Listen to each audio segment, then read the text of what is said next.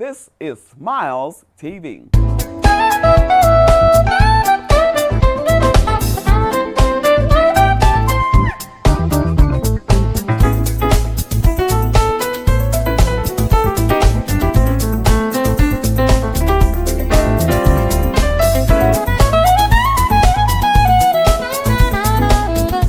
Welcome to Smiles Television Talk Show. I'm your host, Stephanie Anthony Miles, and thank you for tuning in to another broadcast. We have a dynamic show for you today. Yes, indeed. We will be talking with Dr. Michael Triplett. Dr. Michael Triplett is the Assistant Superintendent of Operations for the Olathe School District in Olathe, Kansas. And he's my homeboy. He's from East St. Louis, Illinois. You don't want to miss this broadcast. Remember, Jesus Christ was born of a virgin. He was crucified and buried, and he rose on the third day. Confess with your mouth that Jesus is Lord. Believe in your heart that God has raised him from the dead, and thou shalt be saved. Stay tuned for more smiles. Hi, my name is Sterling Moody. I'm the owner of Neighbors Market, 1005 North 15th Street, on the Echo Jazz building across from Emerson Park Metrolink stop. We have fresh barbecue Friday and Saturdays. We have Sunday through Saturday, open from 7 to 7. Look forward to seeing you in the store.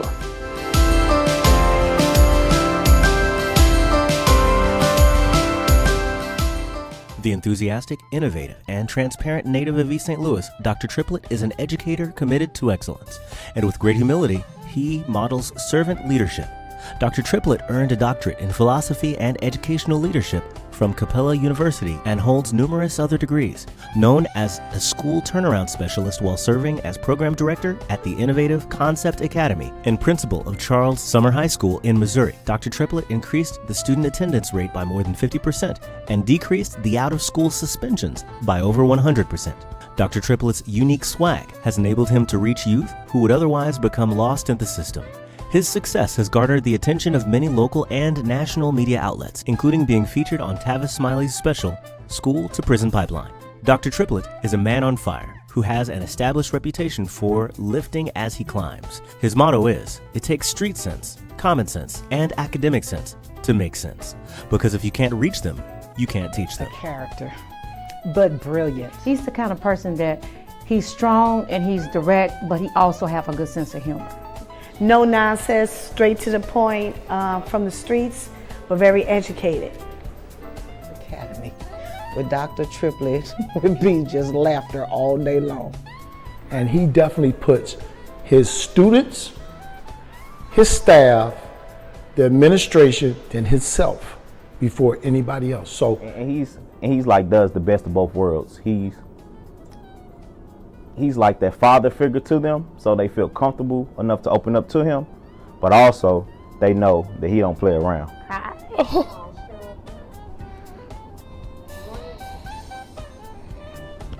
It's like I never had a principal that cared so much about you as how Dr. Triplett do. And it just gonna break my heart for me leaving him. But yeah, I am gonna come and visit him to tell him, to let him know how I'm doing. I'm gonna follow every step of the way. He showed me how to be a young lady and how to go on with my life and don't give up. Welcome back to Smiles Television Talk Show. I'm sitting here with Dr. Michael Triplett. You just heard a lot about him. Now let's meet the man. Dr. Triplett, how are you? I am well. How are you? I am blessed, thank you. And thank you for taking the time to come to Smiles Television Talk Show. Dr. Triplett, you know, your background, your history is excellent. And we could go on and on and on. But I want to first start talking about your background from East St. Louis, Illinois. Tell us a little bit about your childhood. So I'm the fourth of 7 children. My mother and grandmother really raised me. Uncles were around, relatives were around, but mostly my grandmother and mother. 3 older brothers who were really big brothers at the time, you know, and nowadays you don't really have a big brother, but they were really big brothers. And so I have 2 sisters and a brother younger than I am. We really grew up with a lot of love in the home, so we really didn't know how impoverished we were. We just knew that we didn't have many of the things that many of our friends had, but we made it. Yeah. So coming from a large family like that, your character was being built early in life. Yeah. You left East St. Louis and you went to Lane College. Tell us a little bit about that. So Lane College was pretty much an extension from East St. Louis, actually, because there were a lot of gentlemen from East St. Louis attending there as well, and so we really bonded. And not only with students from kids from East St. Louis that were there, but really good people from Chicago, Memphis, and the likes, who I really bonded with, who share kind of similar backgrounds as I did. And so through that bond, we just kind of created a climate and a culture around the school.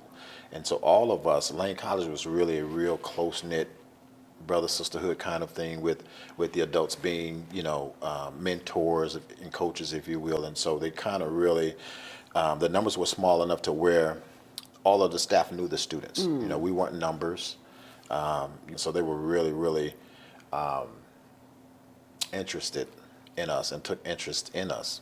And then we supported each other. I understand that you also have a master's degree from St. Louis University. So tell us how your decision to go into the field of education happened. So it was weird because when in undergrad I was a business major. Education was not on my radar, and in fact I was like, I'm not going into education and have those kids do to me what I did to teachers. No, absolutely not. So I began teaching. I began tutoring and coaching some of my colleagues in math and other areas of academics. And so I still didn't think about teaching at that time. But when I graduated, I started tutoring some kids after school at the Leslie Bay Davis neighborhood house. And I said, man, maybe this is my calling. And so I began substitute teaching in St. Louis public schools, and really loved it. Really loved it. And from that kind of spurred other things. I became a school social worker and assistant principal in elementary, middle, and high school, and program director in alternative school, and then my time in central office as assistant superintendent. I understand, and I see that wherever you go, most people say that you tend to turn things around quickly. How do you do that? The key is in the building. You have to really get those people who really want change, who are in the building. It's not about any external factors. You have everything you have in the building. And many teachers, if not most, they want change. Many kids, if not most, want structure.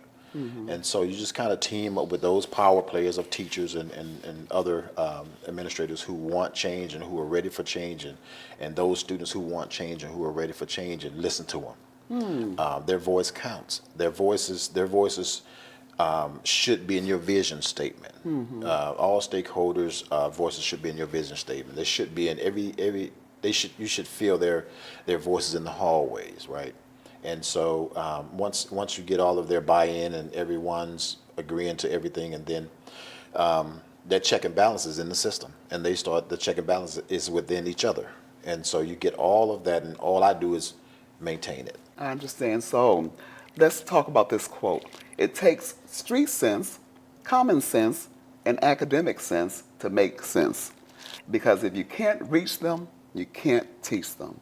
Absolutely. So our kids come with, especially the black male. And I want to focus on the black male because I want to come back full circle to it. But with the black male, the one thing we know how to do is fight, right? And so we come to our school settings with a phenomenal amount of street sense, of street savvy. We come with a strategic amount of common sense, and we use those things to make academics relevant to us. So a lot of times we say, why are we learning this? Well, those of our African American males tools to make academics relevant to them. What we don't do, though, is in the school setting, is use those tools that they already have to make academics make sense to them. Okay. And so that's a way to reach them. And you get down with the kids. I was watching one of your videos, and one of the teachers said that you would actually sit at the tables with the students to engage with them. How do they react to that? They love it because a lot of times they teach me. And it's weird how, in many cases, kids speak kid language. They don't speak their language that we speak. And so a lot of times when they don't understand us, another child can teach that child exactly what you're trying to teach in a different language. And it's weird, but it happens. And so a lot of times I sit down with children, it's just learning how they do things. And if I can add to it, I add to it, and then I question then. I was also watching, and I found out the staff members and your co-workers and students respect you, too. So even though you engage with them, you maintain a level of respect. How do you balance that? Well, the good thing is that everybody has a voice. And people know that I have a presence. And so I don't have to throw around weight to keep that presence. I hold everybody accountable, and in the same breath, I want everybody to hold me accountable. Mm-hmm. So if I say that I'm going to do something, you make sure I'm on task with doing what I say I'm going to do, and vice versa. And so I'm not too big not to be chastised or be brought and have my tail pulled and say, Dr. Triplett, you're not on target.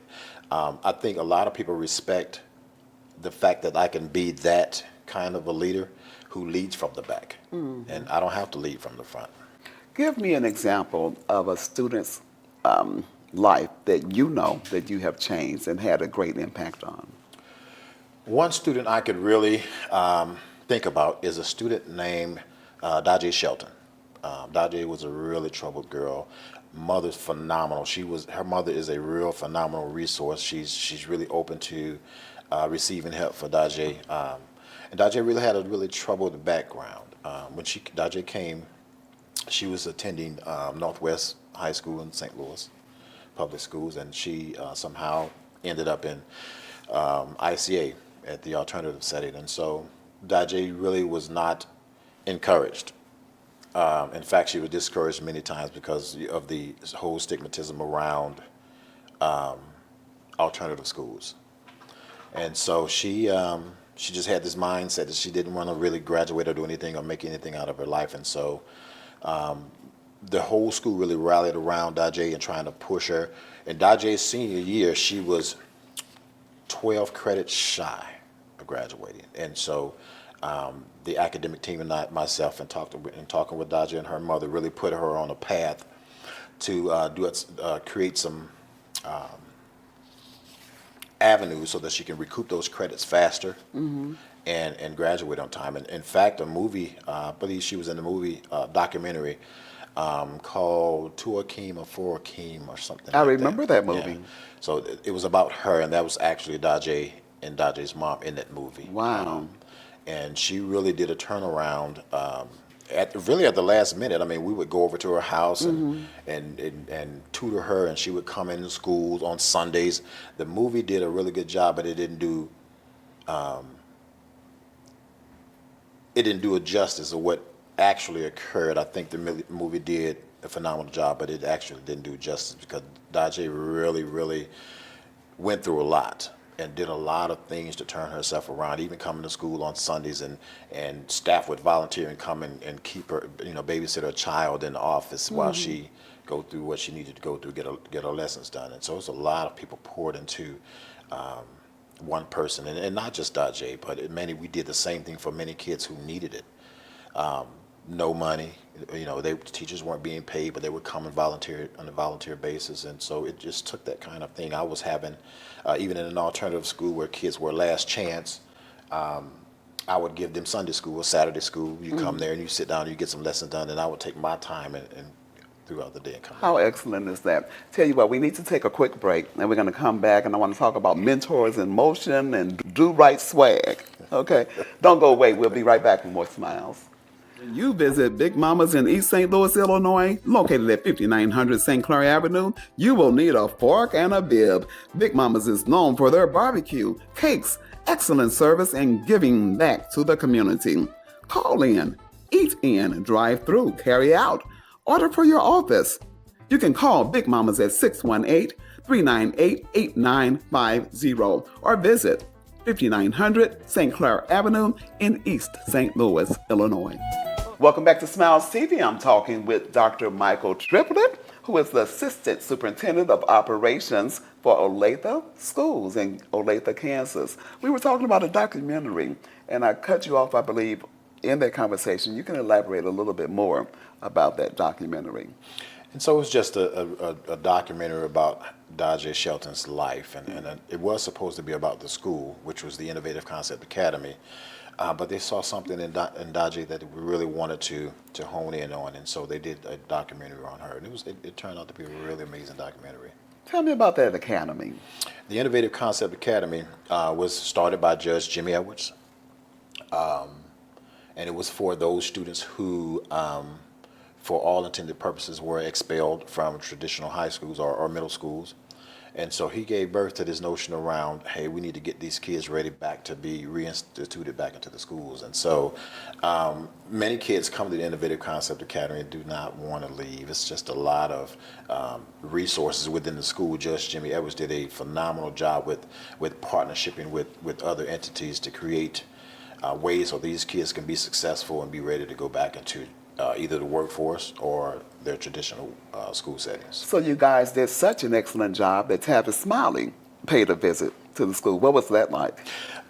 It was weird. You know, two things people ask when you have success is how much money did it take, or what did you do? And so I guess Jimmy Edwards had a little bit of money to do it, but he had a plan to make it happen. And so he became, the Innovative Concept Academy became a model of what alternative schools would look like. And so when this whole notion around school to prison pipeline developed or came about, Tavis Smiley was doing his I guess his touring around the country and what might that look like. And I'm not sure how Jimmy Edwards got on Tavis Smiley's radar, but Tavis Smiley reached out to Jimmy Edwards and they had conversations, and next thing you know, Tavis Smiley was on campus.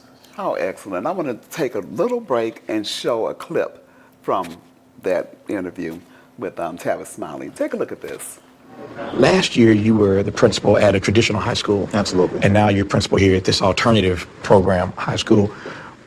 Why put yourself through that much challenge? In schools, we work with this type of population every day. The only difference is the school is an alternative program. Same kids, same influences in the streets. Well, they're not the same kids. In a traditional school, not everybody there has been in trouble. Well, here's what I mean by the same kids. Those kids in the traditional high school live in the same neighborhoods. They face the same challenges in the streets, same living conditions, same external factors outside of school. What we do differently here is we overdose them with hope. We overdose them with tough love, if you will. And I say tough love because the one thing that our kids know how to do is defend themselves. So we have to teach them that every battle is not meant to be fought. Wow, that was such an excellent clip. Were the kids excited to see Tavis Smiley? They were. They didn't know who he was at first, and then on the marquee in the school, we were playing some tidbits from some of his shows, and they were like, "That's the man!" And so we were like, "Yeah." So they were kind of excited. Wow, you have done such excellent work every place that you have gone, and people, like I said earlier, respect you tremendously. What do you consider to be a strong role model, male role model? So for me, a strong role model is that person who's not necessarily trying to be a role model. Everything he does is genuine, but he acknowledges that young folk take to him, and that they duplicate what they see. And so I tell people all the time, it's really, really hard for you to see 500 people, but it's really easy for 500 people to see you. And so people see and watch what you do, so you gotta always stay cognizant of your surroundings, how you do things, where you do things, because you never know what light bulb would turn on for some young person or even some older person. And so in the terms of role models, that'll come. You'll have kiddos saying, "Dr. Triplett, I want to be like you. Dr. Triplett, can you help me get here?" And so then you become that automatically, not necessarily saying I'm a role model for him, but it comes. Tell us a little bit about your book. So my book is called Different Thinking Leads to Different Outcomes. And it's a guide on how to educate the black male student. Okay. many years, and many students, many students of color, but particularly black male students, because I'm a black male, and I was once a black male student, and in many cases still am. But a lot of times we're misunderstood. The crazy thing about it, we're misunderstood throughout all races and all ethnic groups and all genders, right? And we're misunderstood because of our mentalities. A lot of people say we're too aggressive, or we don't care, or we're nonchalant. And in many cases, it's not the case. It's that we don't understand. And we won't, a lot of times we won't crowd and say, help me, because of that macho thing. I don't know what that is, but we won't say help me even when we need help. We can die on our beds needing help and just won't say it. And so when we don't say it, a lot of people don't pick up on it. And so they just move forward, and thus creating that whole notion around the African American male being misunderstood. So the demographics of the Olathe School District is very different from where you came. How do you bridge that gap, or how do you mesh your background with what you're dealing with today? You know, what's odd is that Olathe is a really thriving school district, but they still have challenges. There are kids in those districts, white and students of color, who have challenges. You know, have similar challenges in terms of family dynamics, right? Socioeconomic statuses, and so they too need assistance. And when you start talking about districts as large and as thriving as Olathe is, there are students who are missed. There are missed populations of students because you have a lot of resources, and a lot of people gravitate towards those resources. But when you don't know how to find that missed population of students, those are the students who get missed. I understand. Did you have any trouble with the students regarding your race? Absolutely. You know, it's surprising that Olathe Public School is an absolutely amazing district. I mean, really good people, friendly people. I have my supervisor who is Britton Yeager and John Hutchinson. Those are my two supervisors, but they're just amazing people. And then we have a senior leadership team full of people who are in it for children. They, I don't believe, in my opinion, see color. They see children, and they want all children to be successful. And the teachers, they're phenomenal. Excellent. We did not talk about your sports background. And you played basketball, and what was that like for you? So I really thrived at all sports. My favorite sport, the first sport I ever played was co-ed volleyball, and I loved it. I love volleyball today. But I really excelled in basketball and football. I kept quitting in high school, right? So I quit because I couldn't. I lived on 14th and Exchange, and I went to East Side, so you could see how that walk was. So you walked from 14th and Exchange? Yes, sir. That is a walk. Couldn't afford the bus line. And my grandmother and mother was not allowing me to stay out past a certain time of the night, and playing football and basketball would put me out past those times, and so they were like, you can't stay on the team. So I hung out on the teams as long as I could, but when daylight savings caught me, I had to bring up the sports because I love sports, and I actually ran track and played tennis in high school. My brothers were into basketball. Dr. Triplett, is there anything that we have not discussed that you want to make sure those who are watching know about you, or something you want to instill in others? So I'm a lot of people call themselves change agents. I consider myself a game changer, and I say that because you have to be more than what people see and want, because we have to, as black men, and I want to focus on black men, we have to do the extra thing, whatever that extra thing is, to make people understand who we are and to make people see us. We can walk around all day with the loudest cologne on, the best looking suit, but nobody sees you, nobody hears you. So what do you need to do for yourself to make people hear you, or to make people see you? And the more people, the more you climb, how many do you pull up when you climb? And so it's all about lifting as you climb. And so for me, I would tell every educator, get to know every student in your room. Principal, get to know every kid in your building, and that way you can be that much more, and teach teachers how to be culturally responsive. That way you can reach those students. You can reach all students, not necessarily just people, students of color, but you can reach all students, because now you've created bonds and relationships, and so that's how you do it. And what's next for Dr. Michael Triplett? So I'm looking at probably two routes. I'm probably looking at the superintendent route, or even the college president route, one of those two routes. Either way, I want to wrap up the next 10 years changing lives. Okay. I want to thank you for taking time to be a guest on Smiles Television Talk Show. It's really been enjoyable talking with you. And I want to thank you for tuning in to Smiles Television Talk Show. If you get the chance, Dr. Triplett, will you come back? Absolutely. Okay, see, we got you on camera. And maybe we can talk about my book then. Where can people find it? They'll be able to find it right now. They'll be able to find it on Amazon when it's out. Okay. Well, thank you. We'll put it up on our screen as well. Thank you for tuning in to Smiles Television Talk Show, and I hope you have enjoyed our guest, Dr. Michael Triplett. Remember, only what you do for Christ will last, and Jesus is the Lord. The Lord be magnified. Keep smiling.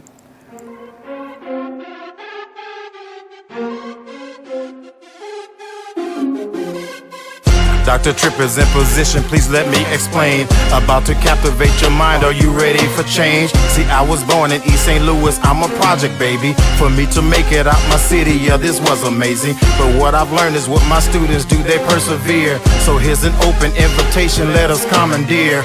With an open mind, look at Eli walking blind. All this judging and this gossiping has got you wasting time. I wrote this manuscript, come walk, let's take a trip. They showing up, nobody's forcing you, gonna get you hip. It's a mess, shaking my head, the obstacles they're going through. Plus the pressure we've applied, I can tell you seen a storm or two. If there's a hard opinion, so or whether my mind is forming you. My demeanor is specific, cause I'll always speak the truth. I'm educated, smart, and liberated. I started something, then I'll stop after 89 blocks.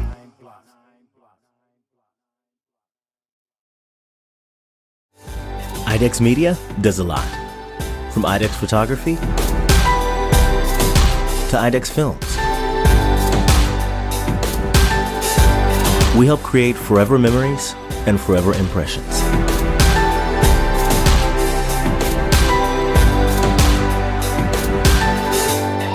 Imagination, image a world.